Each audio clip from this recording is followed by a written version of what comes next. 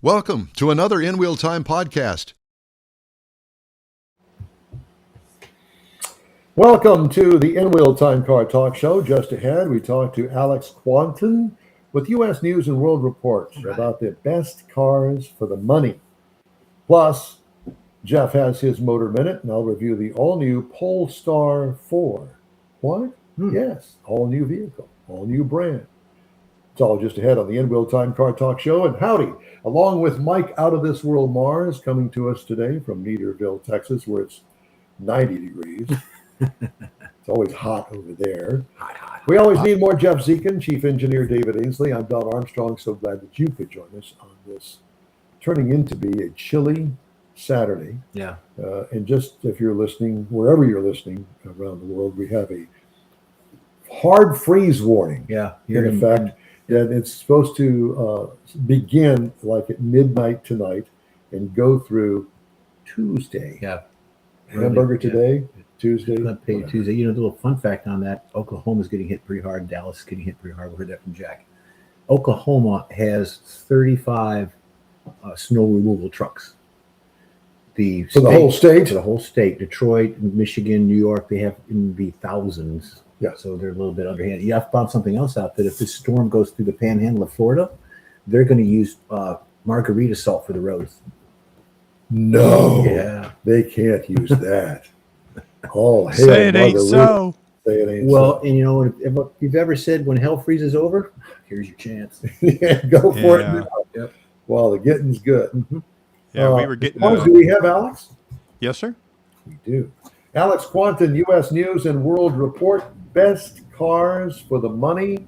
We love talking to you about this sort of stuff. So who is it that gets to decide, Alex, the best cars for the money? Who decides that? Well, it's a combination of our individual car reviews and how we rank them, and also total cost of ownership over time. So 5-year total cost of ownership and the cost of the average transaction price. So it's a data-determined award. I mean, our preferences, we test a lot of cars. We test hundreds of cars a year. So our basic observations go into the baseline ranking, and then we cross-reference that with those two data points. So we want to, the goal of these awards is to provide a car that's affordable now, affordable over time, and which is also a good experience, because I think we all know, buy a cheap car and you hate it, that's not a good value. And then you're stuck with it for either the remainder of the lease or 12-year loan or whatever it is. And it just gets worse and worse the longer you keep it because you hate it so much. That's right. And I dealt with that not too long ago, about 3 years ago, with a friend of mine that had a Jaguar that could not get the thing fixed, costing thousands of dollars, even including with the stupid warranty that she bought. It was just awful. Finally got rid of that thing and then got into another one that's not really on the popular list either, but at least it's not costing us as much money anymore. Yeah, it's funny you should mention having to stick with things for a 12-year loan. So, this year, MSRPs were up this year. Obviously, sales increased a little bit, as you were just saying in the previous segment.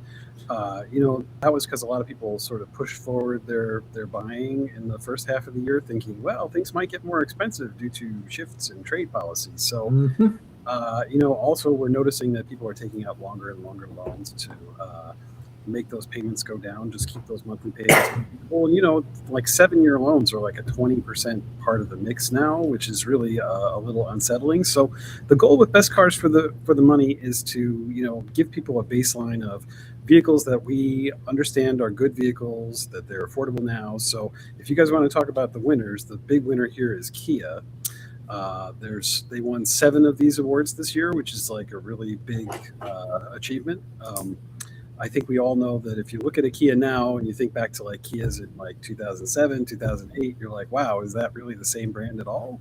They've made a huge investment in technology and style and in electrification. There's gas Kias, there's hybrid Kias on this list, there's plug-in hybrid Kias on this list, and there's an electric Kia on this list. So, do you remember when the Kias came out and how ugly they were? We all thought that they were really ugly and funky looking.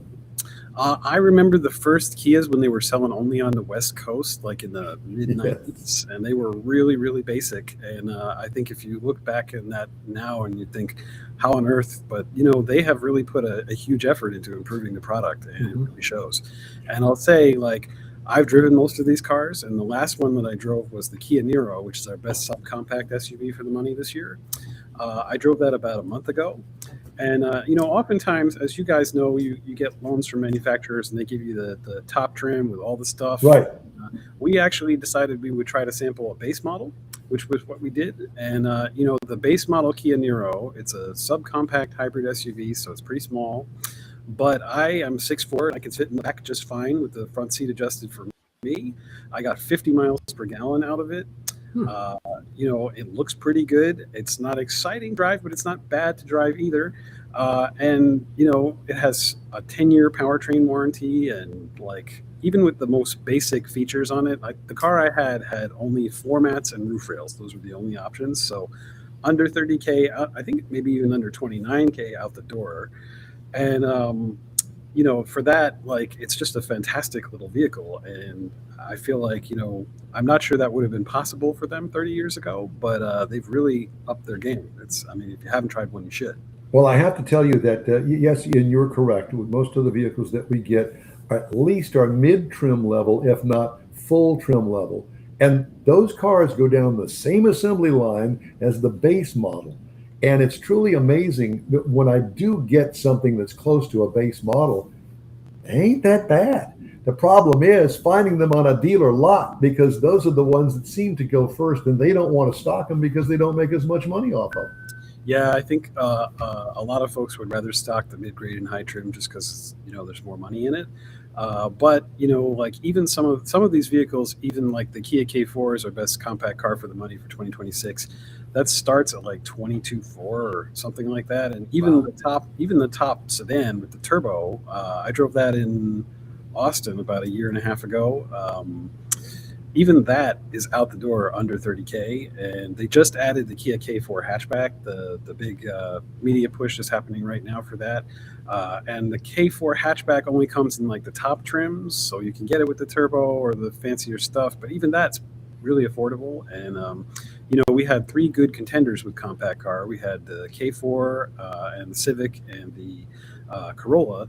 And the Civic is a great vehicle, and someone was asking me, I bought my Civic and I love it, and I love the Civic too, but it does cost a little bit more than the K4 out the door, and the warranty isn't as long. So like, you really can get a good deal if you're willing to just shop for a little while. But you're right, base models are hard to find, and we would like it if automakers focused a little bit more on affordability, and all the automakers on this list have done exactly that. Well, and that seems to be a big growing trend bubbling up underneath the surface, that they're realizing that the cost of vehicles has gotten out of touch with reality. Used car sales are going up because they're cheaper to buy, and you get typically, if you're looking for it, much more in a trim level for the same amount of money. Granted, the warranty generally isn't there, but I think that the manufacturers are going, hey, we got this car. Let's back off of some of these trim levels and see if we can't get more of these cars in customers' hands just because of the price alone.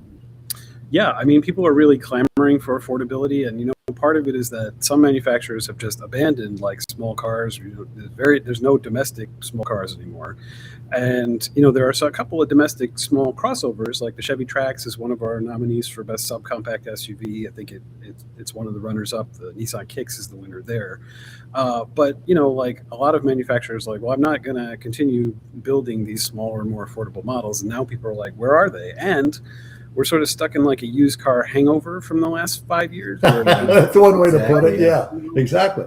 Yeah. So like most of the time, when someone's like, I really can't afford a new car, what do you recommend? I say, buy a certified pre-owned car. I've bought certified pre-owned cars in the past. In fact, I have a certified pre-owned Buick in my driveway with my other cars. There you go. And, but the problem is that CPO cars are in relatively short supply. So the price difference sometimes isn't really that much between that and a new vehicle. And people are like, well, what do I do now? I'm stretched and everything's expensive. Yeah. You talked about how these awards are given out and the numbers of the vehicles that are purchased. Are there certain pockets of the country that are buying more of these? Like, is it more of the West Coast? Is it more of the Southeast? I mean, can you actually look at that data and say, okay, the Kias are purchased more in this particular part of the country versus another part? You know, most of the mainstream vehicles, most of the gas-powered and hybrid vehicles, the sales numbers are pretty uniform. I would say that, Kia maybe has more penetration in urban areas than deeply rural areas, but, there's also fewer buyers in very rural areas. So it's really mostly the electrics where we see more regional kind of things going on. So we have two electrics on this list. The Chevy Equinox EV is the best compact electric SUV for the money this year, and the Kia EV9 is the best midsize electric SUV for the year. And you might be wondering, why did we break them up into sizes? And that's basically because, in years past, we would have like one best electric SUV or one best hybrid SUV, and there's a lot of electric SUVs and hybrid SUVs now, and not everybody's life is going to fit in a Kia Niro. Right. Back to the EVs, like I live in Seattle. I'm in Washington, D.C. today, and I'm a little envious of your cold snap in Texas because it's 17 degrees here. But in Seattle, like the nearest cities are like Portland, Vancouver, British Columbia, and Spokane. Spokane is like 6.5 hours drive, and beyond that, you're probably going to fly because anything else is more than a day. And so in Seattle, like most people are not driving more than 300 miles at a clip.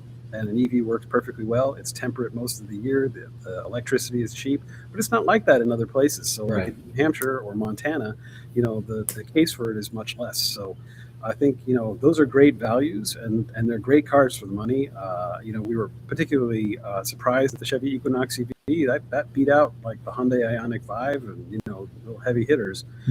But the appeal of those vehicles is a little more niche just because not everybody can live with them. And, in some places it's easier to have an electric, in other places it's harder. Well, one of the things that I think is really indicative of the cost of cars these days is the average price. Now, average meaning across the board average, $50,000 for a new vehicle. If you can find something for 30, you're doing good. Yeah, the ATPs crested 50 in September of last year. Now they've come down a little. Like I think this in December we saw some softening, so it's just under 50 now. But most of the analysts, J.P. Morgan and Cox Automotive, I think Cox Automotive predicted that MSRPs would rise 4 to 8% in 2026, which is like they're already high. So all of these vehicles are, and you can find the whole list at cars.usnews.com. They're all meant to be like, here's something you can actually really buy now that isn't going to come anywhere near that price.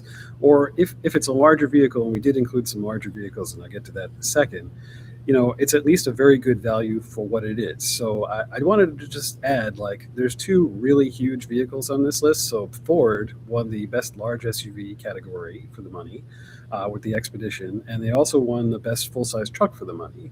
And, some people were asking me at the DC Auto Show, I'm in town for the DC Auto Show where we gave out these awards. They were saying, oh, well, the Expedition costs like 62 grand. How can it be like, affordable? But, there are some people who actually need an SUV like that. And relative to the other ones, it has a lower total cost of ownership. Ford has sort of reworked the trims on the Expedition to make the affordable ones more affordable. And we really felt that it was the best vehicle for the money there. The Chevy Suburban is close behind, but and the Ford F-150, if you need a full-size truck, you need a full-size truck, right? And a lot of people want a full-size truck, and full-size trucks are probably the area where the price can inflate the most over that base price. And F-150s are super configurable, but Ford doesn't like skimp on the basic models anymore. Like even the base models have pretty good infotainment, and even if you buy like an STX, you can get the Lobo package and stuff. So it's a really good value for the money. And I think Toyota Tundra was second there. It's a hybrid, so you're saving money there, and F-150 also offers a hybrid. So the whole point of this is to provide people with a good guide for like, hey, this is actually going to be a good value for your dollar. Name some of the other ones, like for instance, the mid-size SUV. Where did you guys come out with that? Yeah, so the mid-size SUVs, we kind of broke it up into 2-row and 3-row because some people don't want the third. They're like, I'm never going to use that. I don't want it. Please give it to me.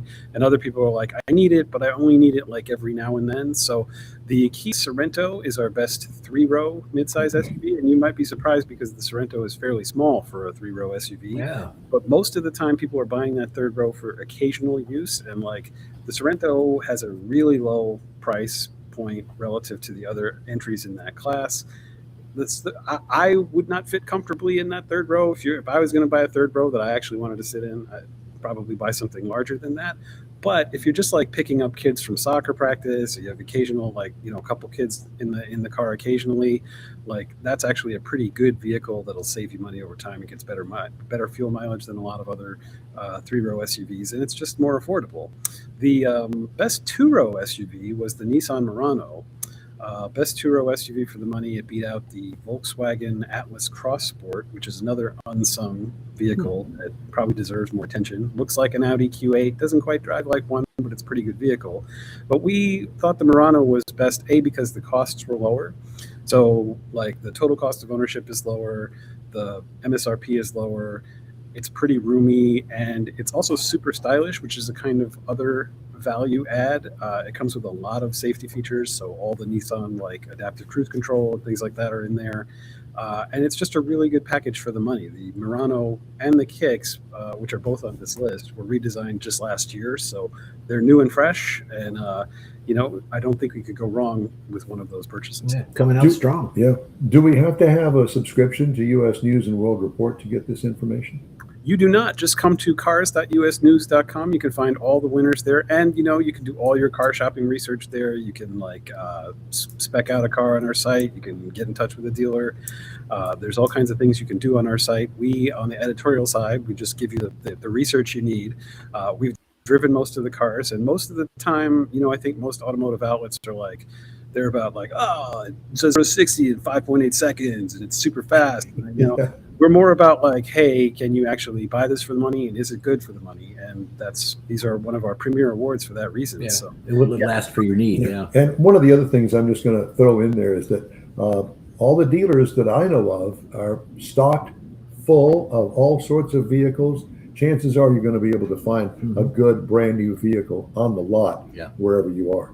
Yeah, this is a good time too. It's like sort of like post-Christmas, hangover, and we also do deals things, so you can research like what the latest manufacturer offerings or incentives are on site. So cars.usnews.com. Alex, you're our guy. Are you coming to Houston next week for our show?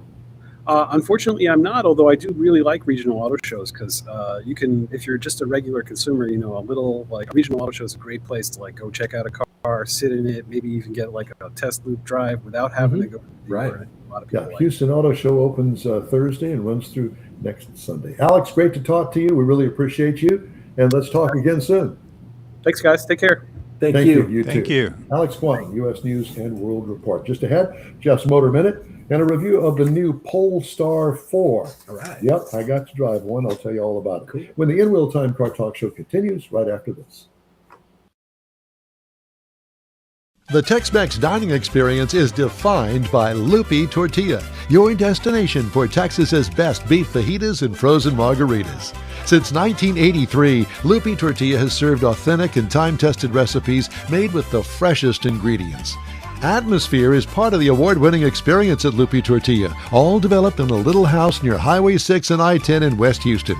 Visit any of the Lupi Tortillas and you'll see the same attention to detail in each and every location.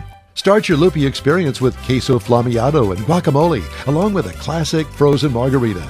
Dine on famous Lupi beef and chicken fajitas, or pepper shrimp brochette, or a fish or vegetarian entree, and finish with a scrumptious flan for dessert. Find Lupi Tortilla in Houston, College Station, Beaumont, Austin, San Antonio, and Dallas-Fort Worth. There's a Texas location near you. The recipes are authentic and time-tested. The ingredients always fresh. Lupi Tortilla, he's pretty good.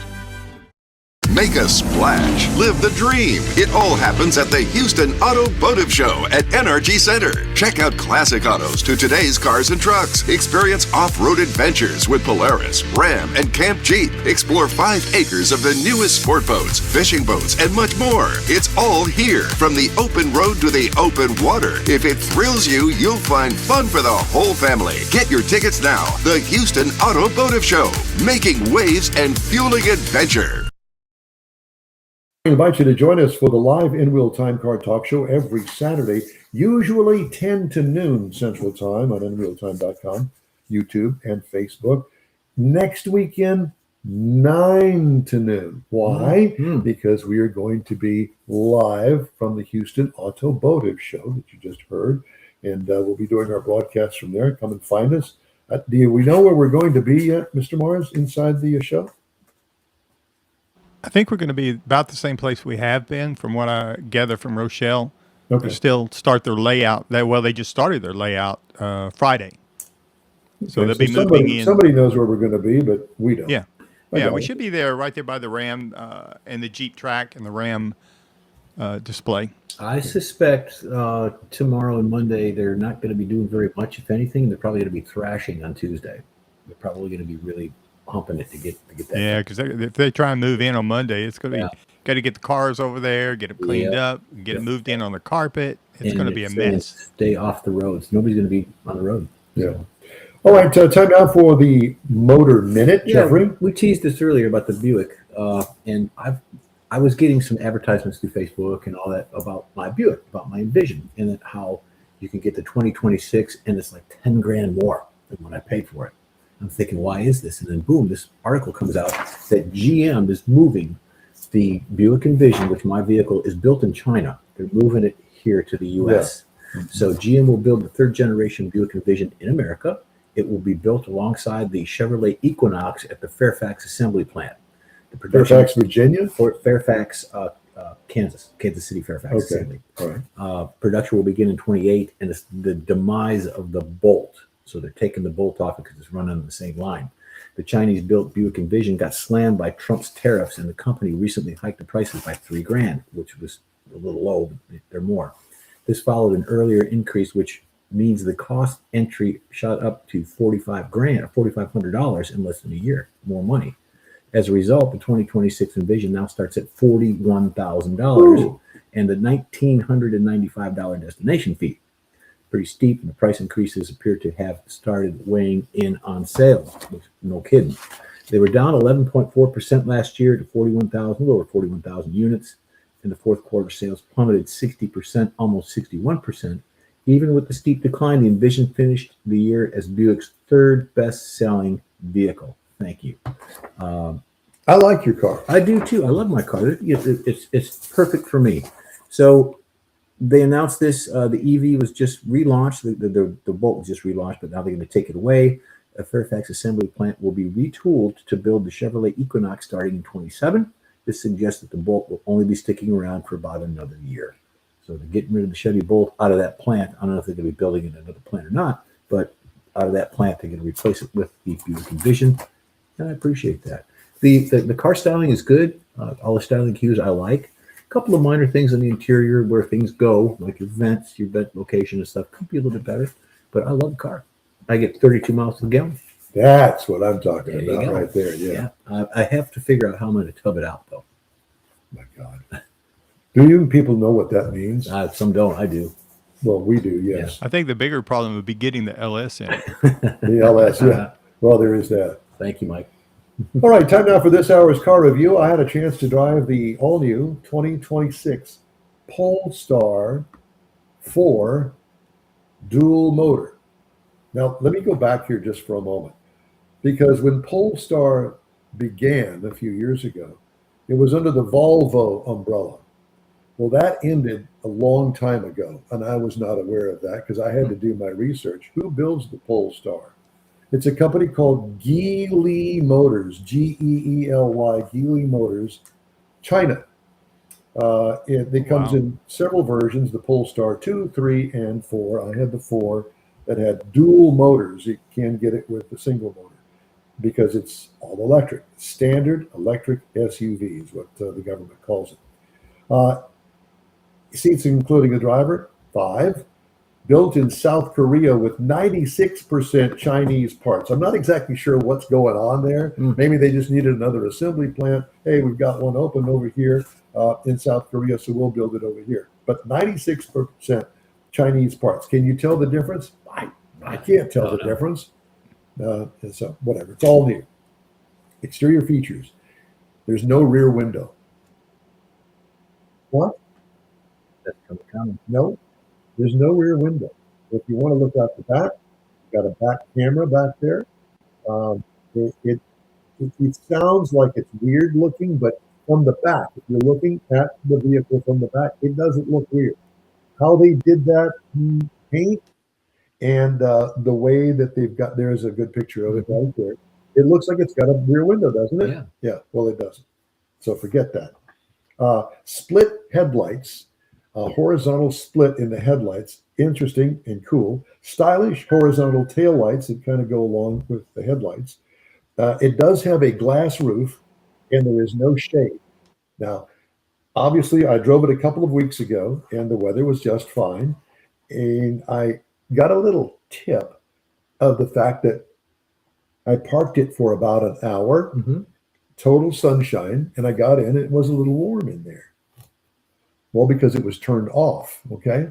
If you turn it on, it's got one of those roofs that dims. It has, that when it sees the sunlight, when it's running, it dims. It kind of like a tint is on it. It's really cool. Now, how it works like that, I don't know, but I drove it basically in the early morning and after the sun went down. So that's something that you might want to consider, especially here in Houston, Texas, where we are.